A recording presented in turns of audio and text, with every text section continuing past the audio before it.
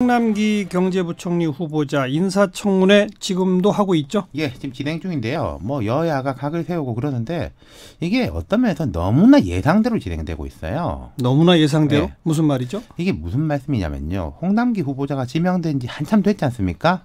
인사 배경 설명도 다 나왔어요. 국무조정실장에서 부총리로 영전한 겁니다.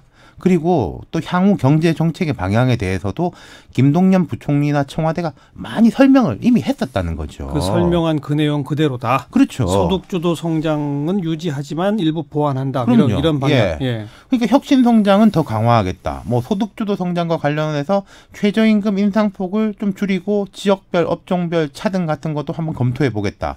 그리고 지금 경사노위에서 이제 이야기하게 되지만은 탄력 근로제 같은 경우에도 지금 한 3개월에서 6개월 정도로 유예 기간을 조금 연장할 수 있겠다.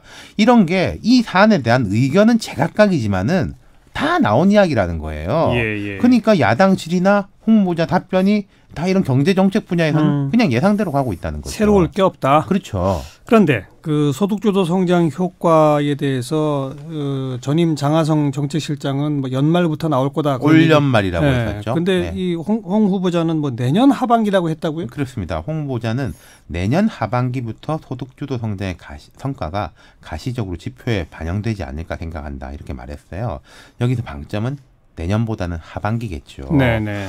지금 말씀하신 대로 이제 뭐 올 연말에 나온다, 내년 초에 나온다 이러다 비판 많이 받았고, 그리고 지금 많은 전문가들이 내년 경제 상황이 올해보다 더 안 좋을 걸로 보잖아요. 그래요. 그러니까 이제 하반기라고 이야기하겠죠. 근데 제가 조금 아쉬운 점은 좀 더 정교하게 이야기했으면 어떨까 싶다는 거예요. 정교하게 어떻게요? 그러니까 소득주도 성장의 기대 효과가 뭐냐는 겁니다. 격차 해소냐, 성장률을 높이는 거냐, 고용률을 높이는 거냐, 다 중요한 문제인데 이 중에서 어느 것에다가 우선순위를 둔다. 그럼 거기에 따라서 정책 목표가 달라지고 우리 목표치가 이 정도니까 이 부분을 먼저 하겠다라고 말하면은 내년에도 이 부분은 나아졌구나라고 되는 건데 그냥 뭐 경제에 대해서는 내가 안 좋으면 안 좋은 거지 않습니까? 집값 떨어져가지고 뭐 손해라고 생각하는 사람도 있으니까요. 이렇게 되면은 좀 너무 추상적이라는 거죠. 추상적인데 아마도 뭐든지 다 좋아질 걸 기대하는 것도 있겠지만 여러 가지 중에 한 가지라도 좋아지면 이거 봐라 이건 좋아지지 않았느냐 이러려고 하는 걸 수도 있어요. 네, 뭐 우선순위의 문제죠. 네.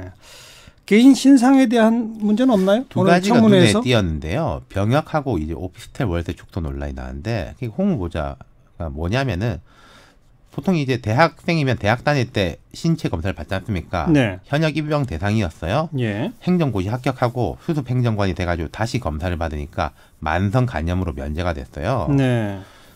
김성식 의원이 따진 게 김성식 의원은 뭐 이런 거 잘 안 따지는 사람인데 공무원 신검은 통과하고 병역은 면제가 된다는 게 말이 되냐. 네. 그러니까 홍 후보자가 구체적 면제 기준에 대해서는 좀 병무청이 알아보겠다. 뭐 이렇게 답을 했습니다. 뭐 만성 간염인데 비활성 간염, 활성 간염 이런 이야기가 나오더라고요. 네. 소득 문제는 심재철 의원이 제기했는데 심 의원이 좀 머쓱하게 됐어요. 왜요? 왜 머쓱하게 됐어요? 심 의원이 따진 건 이런 겁니다. 홍 후보자가 인사청문회 서면 답변에서 오피스텔을 통해 가지고 2016년 540, 2017년 450만 원의 임대 수입을 올렸다고 밝혔는데 국세청에는 2016년에 370, 2017년에 150만 원으로 신고가 됐다. 그러면은 170만 원, 300만 원 각각 축소 신고한 거 아니냐 세무서에다가는. 예. 근데 이게요. 심의원의 숫자 착오 때문이었어요. 어떤 착오요? 숫자 착오. 그러니까 홍 후보자 배우자가 임대소득에다가 또 학원을 운영 중이라고 해요. 그 사업소득을 합쳐서 모두 3,700만 원의 종합소득을 신고했는데 심의원은 이걸 370만 원으로 잘못 본 거예요. 3,700을 370으로. 그렇죠. 종합소득 3,700을 임대소득 370으로. 하하. 그러니까 이게 심의원이 이제 머쓱하게 됐는데 심의원은 이전에 그 특활비 건으로 해가지고 기재부하고 송사도 진행 중이거든요. 김동연 부총리 크게 싸우지 않습니까? 이번에 이제 벼르고 나왔을 텐데 좀 이제 뭐 망신을 당한 꼴이 됐죠. 아무튼 신상 문제는 그밖에 더 큰 건 아직은 불거진 건 없네요. 이 두 가지가 이제 제일 주요하게 눈에 들어온 거였습니다. 이분이 이제 관료 출신은 오래 두 가지가 아니라 한 가지네요. 하나는 숫자 착오. 그렇죠. 예. 수고하셨어요. 감사합니다. 윤태곤 실장이었어요.